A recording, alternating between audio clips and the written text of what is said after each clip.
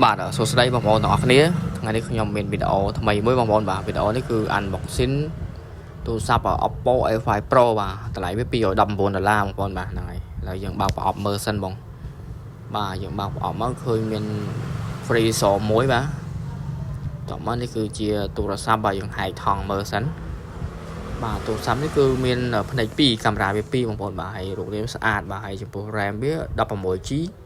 storage វា 256GB បងប្អូនបាទហ្នឹងហើយទូរស័ព្ទនេះគឺវាដើរលឿនហើយទូរស័ព្ទនេះគឺធន់បងប្អូនបាទធ្លាក់មុំធ្លាក់ចូលទឹកធ្លាក់អីគឺវាធន់នឹងទឹកវាអត់ងាយឆ្លងដល់ម៉ាស៊ីនខូចទេបងប្អូនបាទហើយប្រអប់វាមានដុំសាកមួយបាទដុំសាក45វ៉ាត់សាកលឿនបងប្អូនបាទហើយដុំសាកនោះគឺជាខ្សែបាទនោះខ្សែសាកហើយខ្ញុំបើកម៉ាស៊ីនសិនបងប្អូនបាទ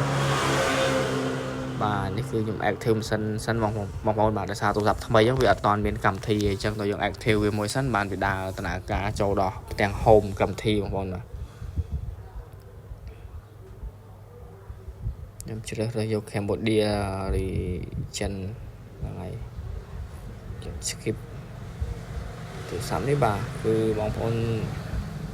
ទីនោះគឺ Oppo ដែលទំចេញថ្មីបងប្អូនរៀងស្អាតហើយធន់ប្រើធន់ងាយខូចទេបងប្អូនបាទទូរស័ព្ទនេះហើយតួវាធ្វើពីអាលុយមីញ៉ូមបងប្អូនបាទគឺជាដែកបងប្អូនបាទដែកអាលុយមីញ៉ូមហ្នឹងហើយអញ្ចឹងគឺវាមាំធន់ធ្លាក់អីមាំគឺអត់មានបញ្ហាទេបងប្អូនបាទនេះគឺកន្លែង setting វាបងប្អូនបាទវាដើរលឿនបងប្អូនបាទហ្នឹងហើយ